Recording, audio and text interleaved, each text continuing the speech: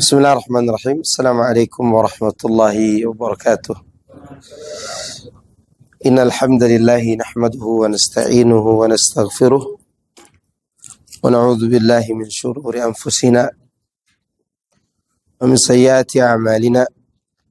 من يهده الله فلا مضل له ومن يضلل فلا هادي له. وأشهد أن لا إله إلا الله وحده لا شريك له وأشهد أن محمدا عبده ورسوله صلى الله عليه وعلى آله وصحبه أجمعين وسلم تسليما كثيرا. أما بعد. Taib, kita akan melanjutkan pembahasan dari Kitabul Al-Wajiz, dan kita membahas tentang sholat berjamaah. Sekarang masuk poin ke-15. 14 ya. Tadinya kan masalah orang yang ruku di belakang shaf sambil jalan. Dan itu diperbolehkan menurut riwayat dari Abdullah bin Zubair. Ya. Demikian juga riwayat Zaid bin Wahab, bahwa dia pernah keluar bersama Abdullah bin Mas'ud dari rumahnya menuju masjid. Ketika mereka berada di tengah masjid, tiba-tiba imam ruku, mereka pun ikut ruku sambil berjalan. Ya, ini yang dipraktekkan oleh para sahabat sepeninggalan Nabi Sallallahu Alaihi Wasallam. Artinya boleh jalan sambil ruku. Ruku sambil jalan. Tapi diukur dulu masjidnya, jangan dari luar pintu gerbang. Di sini Abdullah bin Zaid bin Wahab menceritakan dia berada di tengah masjid. Dan Masjid Nabawi waktu itu tidak sebesar sekarang. Ya. Taib. Sekarang masuk poin kelima ya. 15, afwan. Poin ke-15. Imam diperintahkan memperpendek bacaan. Imam diperintahkan untuk apa? Memperpendek bacaan. An Abi Hurairah radhiyallahu anhu anna an-nabiy sallallahu alaihi wasallam qala idza shalla ahadukum lin-nasi falyukhaffif fa inna fihim ad-dha'ifa والسقيم والكبير وإذا صلى لنفسه فليطول ما شاء. Rasulullah SAW bersabda, Waalaikumsalam warahmatullahi wabarakatuh. Bang Rahmat, how are you tonight? I'm fine. You fine? Masya Allah. Masya Allah. Udah lama kita udah ketemu. Masya Allah. Anak kaget lihat antum di pintu barusan. Iya, Waalaikumsalam warahmatullahi wabarakatuh. Taib, ahlan wa sahlan.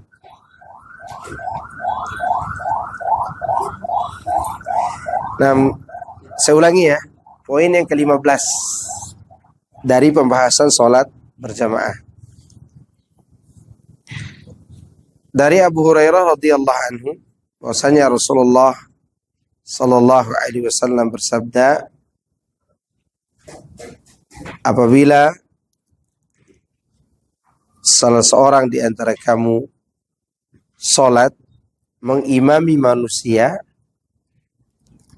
maka hendaklah dia meringankan bacaannya. Meringankan sholat maksudnya memperpendek bacaan.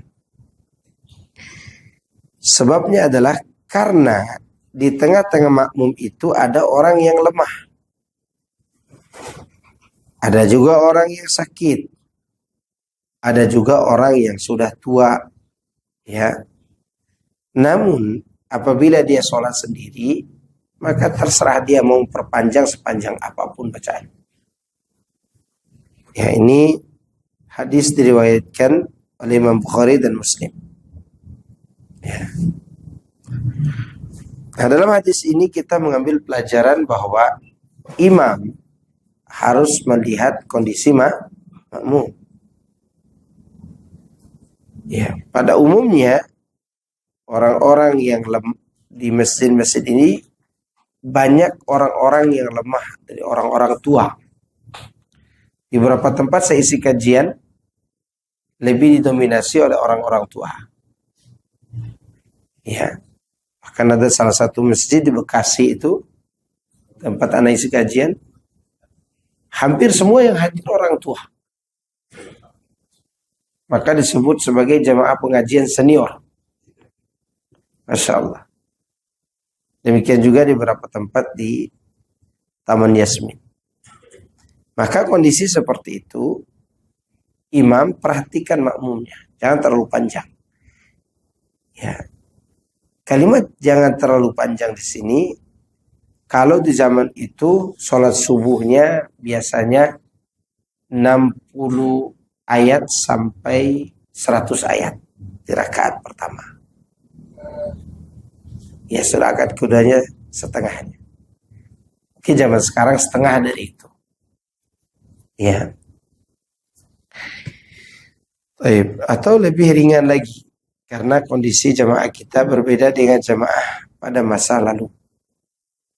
Jemaah kita kadang bukan karena lemah fisik, tapi lemah pikiran.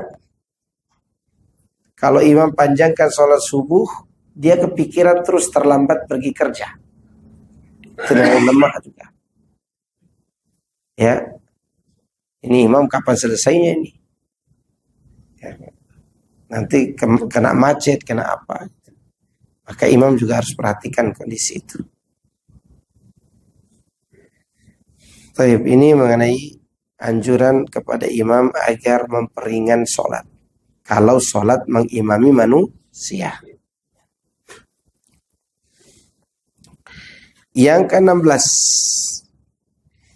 imam lebih memanjangkan rakaat pertama daripada berikutnya. Baik dari sisi bacaan maupun dari sisi perilaku gerakan. Ya. Biasanya yang paling mudah mengukurnya ya bacaan. Yang paling mudah untuk mengukur panjang pendeknya di setiap rakaat adalah bacaan. Dari Abu Sa'id radhiyallahu anhu, dia berkata, laqad kanat salatu zuhri tuqamu fayadhhabu dhahibu ila al-baqi' fayaqdi hajatahu thumma yatawadda thumma ya'ti wa Rasulullah SAW fi ar-rak'ati al-ula mimma yutawwiluha. Dari Abu Sa'id, ia bertutur, sungguh waktu itu sholat zuhur telah dikumandangkan iqamat. Tuqamu artinya sudah diikomatkan, sudah ditegakkan, dimulai sholat. Lalu ada di antara jamaah yang karena ada hajat, dia keluar dari sholat, dari masjid, menuju ke Baqi'. Sedangkan rakaat pertama baru dimulai. Orang ini membuang hajat, arti menyelesaikan hajatnya, lalu dia kemudian berwudu lagi dan berangkat ke masjid lagi, sedangkan Rasulullah SAW masih di rakaat pertama. Iya, ini ukurannya. Masih di rakaat berapa? Karena ukuran lamanya bacaan beliau di rakaat pertama. Pada rakaat pertama bacaannya sir, kan sholat zuhur. Ya. Hadis ini memberi faedah bahwa dianjurkan memperpanjang rakaat pertama dibanding rakaat kedua. Jangan dibalik. Rakaat pertama bacaannya wadduha, rakaat kedua bacaannya idza syams. Ya, ini kebalik. Yang pertama yang panjang, yang kedua yang agak pendek. Dan faedah juga dalam hadis ini, Kenapa dipanjangkan rakaat pertama? Karena masih banyak orang yang buang hajat, terutama di masjid-masjid yang cepat qomatnya. Imam memperpanjang rakaat pertama dulu, menunggu kemungkinan ada yang masbuk yang bisa dapat rakaat pertama. Dan ini tidak masalah. Dan ini tidak bertentangan dengan pembahasan sebelumnya. Yang dimaksud falyukhaffif ini dia relatif standar. Karena panjang menurut para sahabat dulu bila dibaca setengah suratul Baqarah atau satu suratul Baqarah atau 10 lembar suratul Baqarah. Ya. 10 lembar ya hampir setengahnya lah. Ya, kan suratul Baqarah 2 juz lebih. Berarti 20 lembar lebih. Itu standar panjangnya. Aku cuma baca 3-4 halaman, 2-3 halaman. Maka itu tidaklah panjang yang terlarang.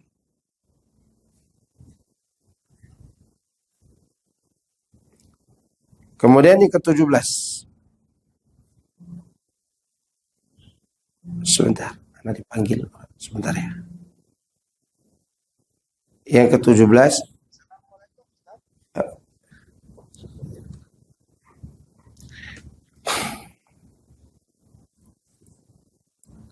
Baik. Sampai mana? 17. Wajib mengikuti imam dan larangan mendahuluinya. Kita harus tahu dulu definisi imam itu apa. Imam itu seperti yang dikatakan Nabi SAW, innama ju'ilal imamu liyutamma bih. Imam itu dijadikan pimpinan untuk diikuti setelah gerakannya. Bukan disamai. Bukan didahului. Tapi diikuti. Ya. An Anas radhiyallahu anhu anna an-nabiy sallallahu alaihi wasallam qala innama ju'ila al-imamu liyutamma bihi fa idza kabbara fakabbiru wa idza sajada fasjudu wa idza rafa'a farfa'u. Sesungguhnya dijadikan imam itu hanyalah untuk diikuti. Oke? Hanyalah untuk diikuti. Maka apabila dia bertakbir, maka takbirlah. Apabila dia sujud, maka sujudlah. Apabila dia menegakkan kepalanya, maka tegakkanlah kepala. Ya. Hadis ini diriwayatkan oleh Imam Bukhari dan Muslim. Sampai di sini kita memahami siapa itu imam. Imam itu liyutamma bihi. Untuk diikuti. Kalimat yang dipakai Nabi, fa idza kabbara fa, ada fa-nya lagi. Wa idza sajada fa, fasjudu. Wa idza rafa'a fa, farfa'u. Itu menunjukkan ada jeda antara imam dengan makmum. Karena penggunaan huruf apa? Fa. Kalau penggunaan huruf summa kadang jauh jedahnya. Walaupun kadang dipakai untuk jeda yang dekat. Tapi fa biasanya jedanya tidak terlalu jauh, tapi ada jedah. Ya. Bahasa kita lalu. Ya. Lalu maka takbirlah. Gitu. Artinya ada jedah. Tidak sama. Dari Abu Hurairah radhiyallahu anhu, Ani Nabi sallallahu alaihi wasallam qala ini bukan amma ya, ama yakhsha ahadukum idza rafa'a ra'sahu qabla al-imam ay yaj'ala Allahu ra'sahu ra'sa himarin aw yaj'ala Allahu suratahu surata himar. Tidakkah seseorang di antara kalian merasa khawatir bila dia mengangkat kepalanya sebelum imam gitu, Allah akan menggantikan kepalanya itu dengan kepala keledai. Allah menjadikan kepalanya sebagai kepala keledai, atau menjadikan raut wajahnya seperti raut wajah keledai. Bentuk surahnya seperti keledai. Ini adalah ancaman yang menunjukkan bahwa mendahului imam termasuk dosa. Karena ada ancamannya. Larangan disertai ancaman itu bisa dipahami haram. Ya. Bisa dipahami apa tadi? Haram. Faedah dari hadis ini, pertama, Rasulullah SAW mengingatkan, takutlah kalian yang suka mendahului imam. Ini namanya peringatan. Ya. Dan peringatan itu biasanya berat diterima oleh orang. Peringatan namanya. Kalau ajak, ya, ayo sini yuk, sholat. Masih ringan. Tapi mengingatkan, sholat Anda ini salah. Oke? Apa, saya sudah sholat 60 tahun, ini kok salah juga, kata dia. Sudah 10 tahun, sudah 20 tahun, baru sekarang ada orang yang salahin. Orang gak terima. Faham gak kalimatnya? Ya. Maka peringatan itu memperingatkan orang tugasnya lebih berat daripada mengajak. Ya. Maka Rasulullah SAW mengingatkan. Ya. Kedua, Rasulullah mengancam akan dirubah wajah atau kepalanya dengan kepala keledai. Kapan? Bisa saja hari kiamat nanti. Atau mungkin kalau dia ngeyel, Allah terkadang bisa membuat wajahnya itu seperti keledai di dunia. Allah maha mampu untuk melakukan itu. Sebagaimana Allah merubah orang Yahudi menjadi babi dan kera. Karena ini kalimatnya ama, yakhsha, khawatir. Tidakkan mereka takut. Ini namanya peringatan. Ya.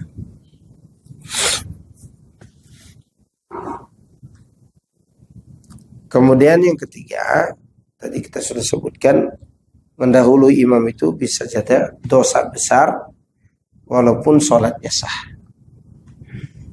Tapi pelakunya melakukan dosa yang haram. Perkara haram. Karena larangan disertai dengan apa ini? Ancaman.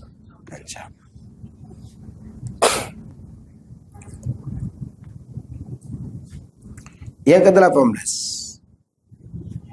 Siapa yang berhak jadi imam?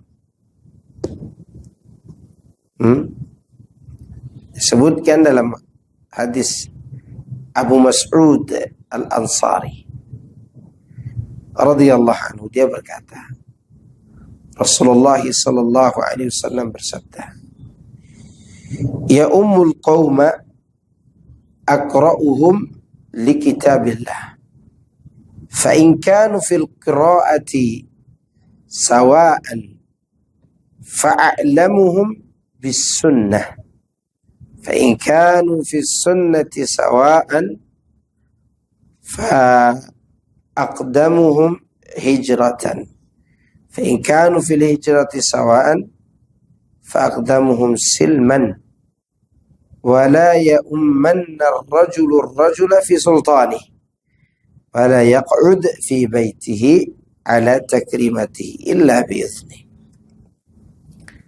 Dari Abdullah bin Mas'ud dia berkata, dari Abu, ini bukan Abdullah bin Mas'ud ya, dari Abu Mas'ud Al-Ansari. Beda kalau Ibnu Mas'ud artinya Abdullah bin Mas'ud. Ini bukan. Ini terjemahan salah. Harusnya dari Abi Mas'ud. Bahwa Rasulullah sallallahu alaihi wasallam bersabda, yang menjadi imam itu, yang menjadi imam suatu kaum adalah yang paling mengerti isi Alkitab, Al-Quran. Kalau mereka dalam hal itu, hal mengerti kitabullah itu sama, maka yang paling mengerti tentang sunnah. Kalau mereka sama-sama mengerti sunnahnya itu sederajat sama, maka yang paling duluan hijrah. Kalau sama-sama hijrahnya juga, maka yang paling pertama kali masuk Islam. Tuanya nanti. Iya. Ada hadis berikutnya. Yang tua.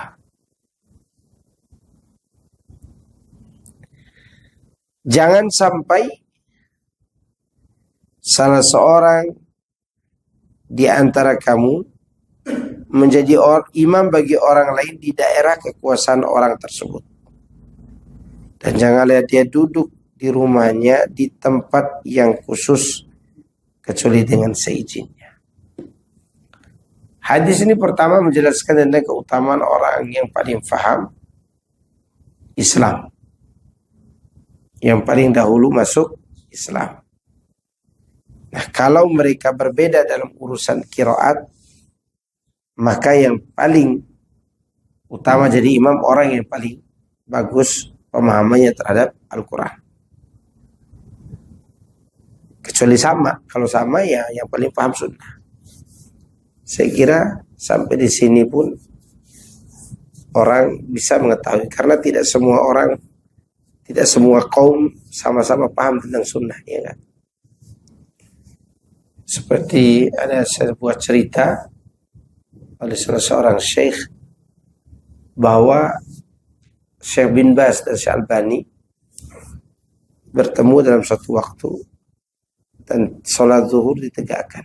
Kalau salah sholat zuhur, kata Syekh Albani, Anda saja yang menjadi imam wahai Syekh bin Baz.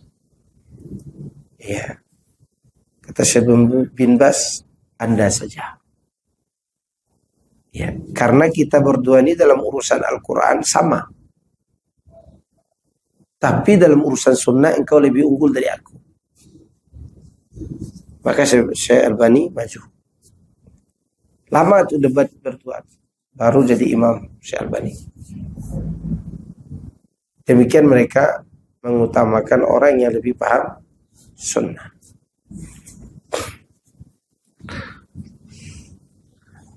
Di dalam hadis ini juga dijelaskan tentang larangan menjadi imam di tempat kekuasaan orang lain.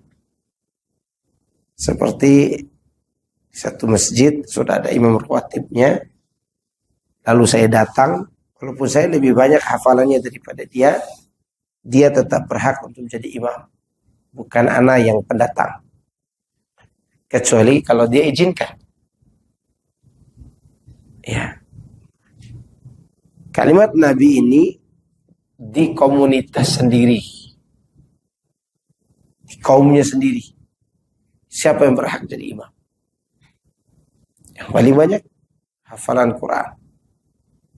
Pertanyaan, kalau ada dua orang, satunya menghafal setengah Al-Quran, tapi dia faham tafsir dan fikihnya. Yang satunya dia menghafal 30 juz, hukum sholat pun dia kurang mengerti. Mana yang pas jadi imam? Menurut pendapat yang rajih yang pertama. Karena dia bisa melakukan sesuatu ketika terjadi kesalahan dalam sholat. Yang faqih.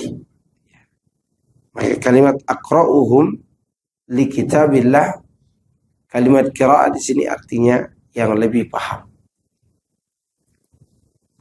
Nah, tapi ada pertanyaan sampai sini.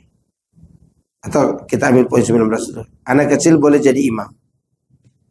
Anak kecil boleh jadi imam. Selama dia sudah tamyiz dan bacaannya lebih unggul daripada orang tua. Umur berapa? Umur 7 tahun biar tamyiz. Biasa ya tamyiz. Tidak disyaratkan baligh. Yang disyaratkan tamyiz. Bisa membedakan mana yang hak, mana yang batil. Bisa tahu cara sholat yang benar. Maka imamnya dia sudah sah. Ya, seperti yang disebutkan oleh salah seorang sahabat dari Amr bin Salamah, dia mengatakan, "Lamma kanat waqa'atu ahli al-fath, badara kullu qaumin bi islamihim, wa badara abi qaumi bi islami. Falamma qadima ala qala جئتكم الله من عند النبي صلى الله عليه وسلم حقا فقال صلوا صلاة كذا حين كذا وصلوا صلاة كذا في حين كذا فإذا حضرت الصلاة فليؤذن أحدكم وليؤمكم أكثركم قرآنا فنظروا فلم يكن أحد أكثر قرآنا مني لما كنت أتلقي من الركبان فقدموني بين أيديهم وأنا ابن 60 atau 7 sinin." Dari Amr bin Salamah. Waktu itu Amr ini masih berumur 6 atau 7 tahun. Dia berkata, tatkala terjadi Fathu Mekah, setiap kaum berlomba-lomba menyatakan keislamannya, dan ayahku telah mendahului keislaman kaumku. Tatkala ia datang kepada mereka, dia berkata, "Demi Allah, aku benar-benar datang kepada kalian dari sisi Nabi SAW." Artinya tadi aku bertemu Nabi. Di antara pesannya adalah, sholatlah begini pada waktu begini, dan sholatlah begini pada waktu begini. Apabila waktu sholat tiba, hendaklah seorang di antara kamu mengumandangkan azan, dan hendaknya yang paling banyak hafalan Qur'annya yang menjadi imam kalian. Kemudian para sahabat melihat-lihat, ternyata tidak ada hafalan Quran, tidak ada hafalan Qur'annya lebih banyak daripada saya. Siapa saya di sini? Amr bin Salamah. Ya. Karena sebelumnya saya pernah belajar Quran kepada sejumlah musafir. Kemudian mereka menunjuk saya sebagai imam mereka, padahal saya waktu itu usianya 6 atau 7 tahun. Sudah tamyiz. Itu syarat. Ya. Nah, sampai sini ada pertanyaan. Atau mau nanya? Ada pertanyaan?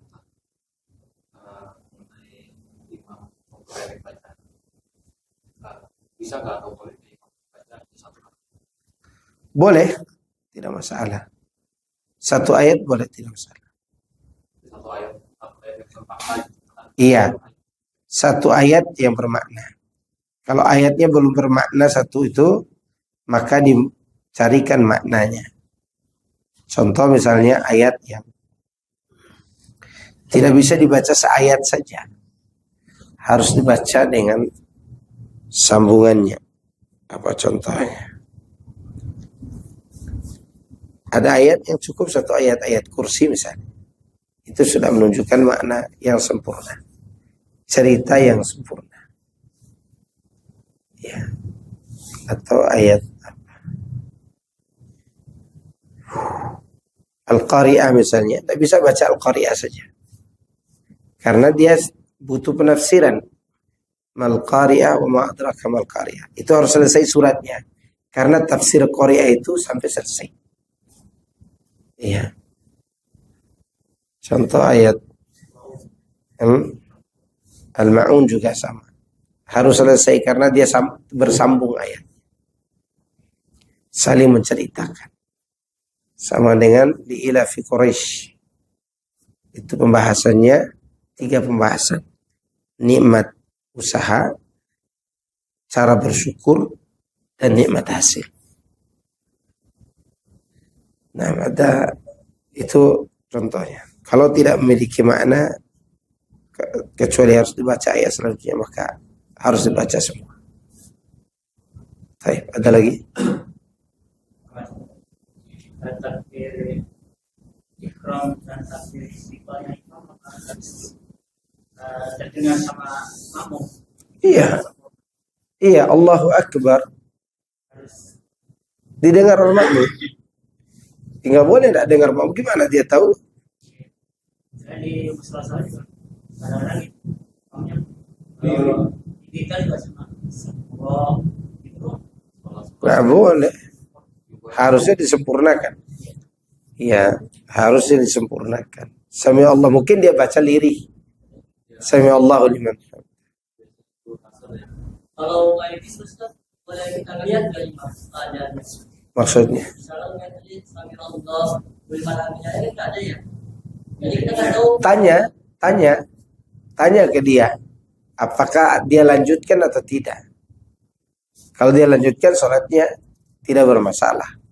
Tapi kalau cuma saya baca Sami Allah apa? Nggak ada kata yang sempurna. Sami Allah, semoga Allah mendengar. Dengar apa? Kita jaga Allah Akbar ya. Dengaran. Khawatir juga dia sebut Allah saja, berarti dia tidak takbir. Iya, Maka tanya kepada mereka. lagi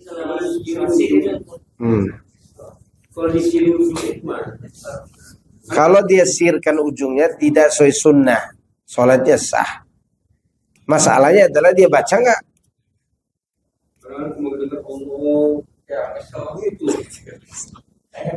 Iya. Tapi anak sih dengar mereka baca kok, cuman kecil aja. Ya, berapa imam baca. Tapi kalau maunya tidak dengar, dia udah bangun atau belum dari sujud, boleh lihat. Boleh lihat. Para sahabat pernah angkat kepala waktu Nabi SAW sujud lama. Ternyata Nabi ada anaknya, ada cucunya lagi naikin punggungnya, Hasan dan Hussein. Nah, ada lagi. Boleh angkat kepala. Kalau ukuran kita cepat mengikuti imam atau lambat, imam kan tergantung juga dari takbirnya imam, takbir istiqomahnya imam. Kadang-kadang kan dia bersamaan dengan baru mau rukuk, misalkan baru takbir. Sebenarnya dia Di belakang apa? sholat dengan imam yang seperti itu bahaya juga.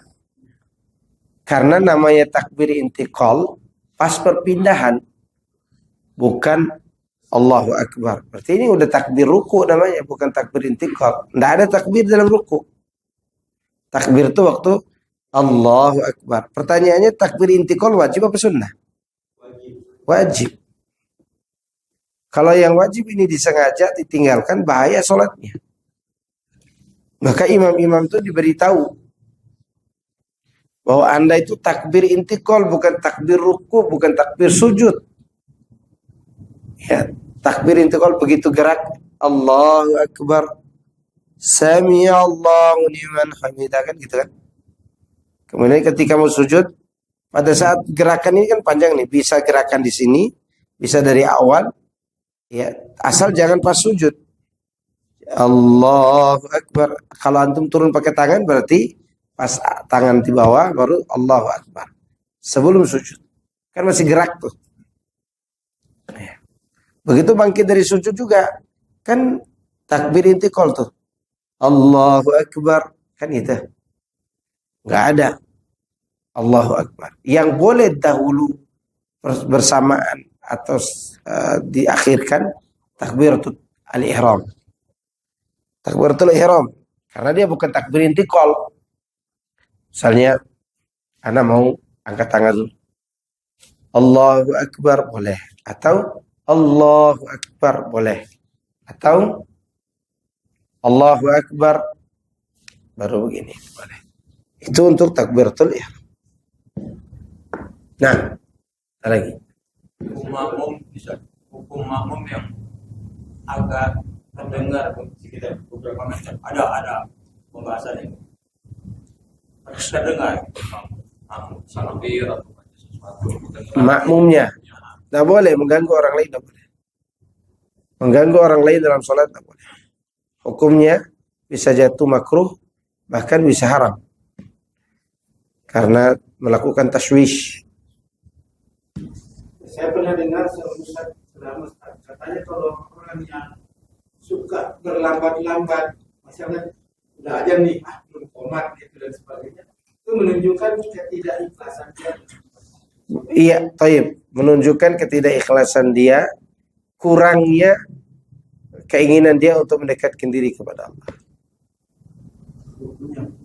Hukumnya termasuk alladzina hum an salatihim sahun. Orang yang lalai dari salat. Kalau dia menyengaja ya. Saya ada masalah seperti itu, karena dia menghindar jadi imam, dia pasti terakhir dulu, kecuali dia lagi pengen jadi imam. Nah, ada apa? Itu masalah orangnya, masalah psikis orang. Ya. Orang seperti ini dikasih tahu termasuk lalai.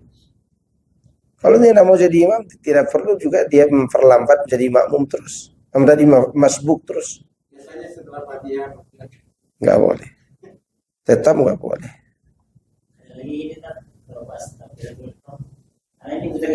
Nggak boleh. Ngapain gue putar-putar? Kata dia cari Tuhan.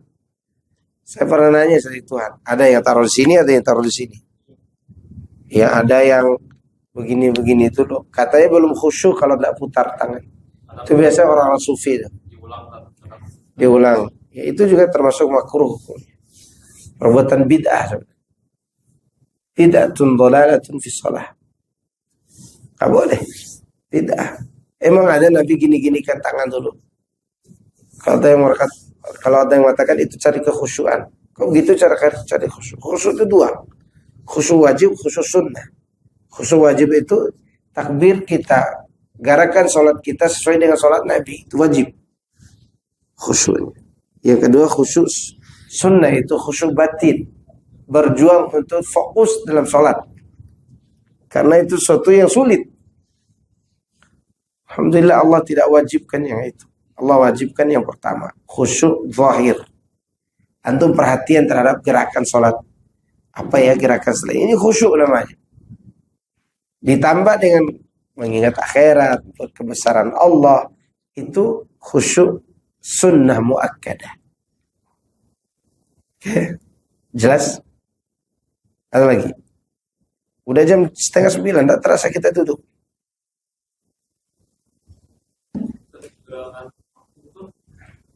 Karena ada kalau itu tuh dia baca takbir intikal itu panjang. Karena dari intikal ke sujud Allah Akbar. Kita pergerakan si maksud ini tunggu si Allah dia baca Allah Akbar selesai atau ketika dia udah mulai sujud. Bar, Allah Akbar. Kalau antum tahu dia takbirnya dari atas ke bawah. Masalahnya dia udah Allahu Akbar, dia udah di bawah. Itu masalahnya. Iya. Lama dia agol tuh. Allahu Akbar. Padahal dia udah di bawah nih. Iya, nanti begitu kita dengar dia selesai takbir, pas kita mau sujud dia bangkit. Sujudnya sebentar, takbirnya lama. Orang-orang seperti ini sebenarnya tidak pantas jadi imam. Kalaupun jadi imam, ditegur. Pak, bukan begitu takbir. Kan intikal. Apa intikal? Perbedaan. Bukan takbir sujud. Itu pun kalau panjangin terlalu panjang. Allahu Akbar. Ya kan? Kita yang lagi berdiri ini. Kapan sampainya itu? Ya kan? Begitu lagi nanti bangkit. Allah. Dia udah berdiri ini. Udah berdiri ini. Masih panjang takbir itu. Kata Syalbani termasuk perbuatan bid'ah. Terlarang dalam sholat. Cukup. Allahu Akbar. Allahu Akbar. Kan gitu kan. Gampang sekali takbir itu. Itu saya kalau baca Fatihah kan dijaharkan bismillahnya ya. Hmm. Bismillahnya itu sepertinya takbirnya ada 2 atau 3 gitu. Bismillah gitu. Itu gimana Ustaz? Ulang. Gimana? Bismillah. Jadi lamnya seolah-olah ada 3 atau 4. Bismillah gitu. Itu mau qiraah. Kori-kori yang internasional itu. Salat Bismillahirrahmanirrahim. Cukup dinaberkan dikit. Ini agak lama lamnya. Bismillah gitu. Itu udah berapa harokat itu? Dia menggunakan digunakan lam. Yang guna itu hanya nun dan mim. Aslinya 2. Ya bisa 3, bisa 4 itu. Nah, ada lagi. Imam atau siapa saja menghafalkan lafaz dalamnya dengan wow, apa yang sebagai imam bukan sama. Misalnya Allah gitu. Itu sudah berantakan, kecuali dia sudah belajar dan ternyata lisannya begitu-begitu aja. Masalahnya dia sengaja tidak mau tahu. Kalau dia tidak mau tahu aja, tidak mau belajar, tidak boleh jadi imam, kan dia tidak mau tahu. Ya sudah, tidak sewajarnya jadi imam. Namun kalau dia mau tahu, belajar, dan dia sekali jadi imam karena memang tidak ada orang, ya maklumi saja. Masa ada Allah gitu? Allah tidak boleh. Allah apa Allah? Allah. Nah, harusnya Allah. Ya. Kan sudah disebutkan sebelumnya. Takbiratul ihram, rukun salat. Rukun salatnya takbiratul ihram itu yang menjadi rukun ucapannya. Sebagaimana suratul Fatihah adalah bacaannya. Bila bacaan Al-Fatihah berantakan, batal nggak sholat? Seperti itu juga berantakannya takbiratul ihram.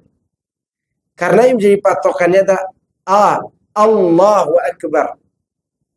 Kalau ada orang baca Allahu Akbar, sah nggak sholatnya? Enggak sah. Nggak sah. Baca Allahu Akbar, nggak sah sholat. Karena tajwid Allahu Akbarnya tidak tepat. Seperti yang antum tanyakan itu. Cukup? Cukup nggak? Sikap kita sholatnya sendiri. Jangan ikuti imam seperti itu kalau dia tidak bisa dikasih tahu. Imam farid aja. Ya, itu yang berat. Berat nggak? Berat sekali. Makanya kenapa kita mau membuat komunitas sunnah.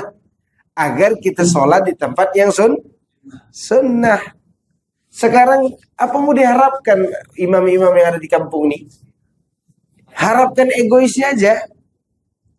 Kalau mereka orang-orang NU zaman dulu yang mensyaratkan kiainya harus bisa baca kitab, masih bagus. Sekarang orang-orang ini belagak jadi kiai tapi dia tidak tahu. Tidak punya ilmu. Antum kalau ke Lombok, tidak boleh jadi tuan guru kecuali dia harus bisa baca kitab Gundur. Mau di NU, mau di NW, mau dia siapa aja, harus bisa baca kitab Gundur. Sekarang jangan kata yang gundul, gondrong aja tidak pernah dibaca. Nah, paham kan mereka? Yang paham kiai-kiai ini adalah mereka yang baca tahu, yang baca Bulughul Maram. Ya, orang-orang Persis yang baca Ahsan. Orang-orang Muhammadiyah yang baca ini dan itu. Ya, kalau kita yang ngaji juga tidak baca, ajib kita. Artinya tidak mengerti tentang hukum sholat. Mereka tahu. Nah, ini yang imam-imam di kampung ini jangan kata belajar fikih sholat. Al-Quran aja berantakan. Terus dengan egonya dia mentokohkan dirinya kemudian jadi imam. Ana melihat kok di sholat di Parung ini. Kan beberapa masjid anak sholat. Ana lihat. Anak bisa ketahuan kok. Ini kiai yang asli yang belajar di pondok. Ini yang tidak. Anak walaupun dimusuhi oleh kiai, kalau dia kiainya belajar di pondok, anak sholat bersama dia. Kenapa? Karena dia orang bacanya bagus. Hanya ada beberapa perbuatan salah dia yang tidak mempengaruhi sholat. Cara salahnya tidak mempengaruhi sholat, hafal mana rukun, mana wajib sholat, dan mana pembatal sholat. Oh, ini salahnya tidak mengganggu kesahan sholat, ikutin. Ya. Tapi yang ada ini mengganggu semua.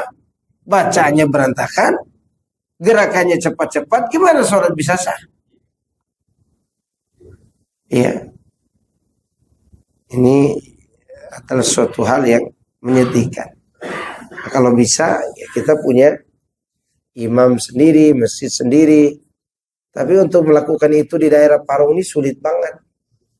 Tapi ingatlah, tidak ada yang sulit bagi Allah. Itu. Kembali ke situ. Oke, ada lagi pertanyaan? Cukup ya? Subhanakallahumma bihamdika asyhadu an la ilaha illa anta astaghfiruka wa atubu ilaik. Wassalamualaikum warahmatullahi wabarakatuh.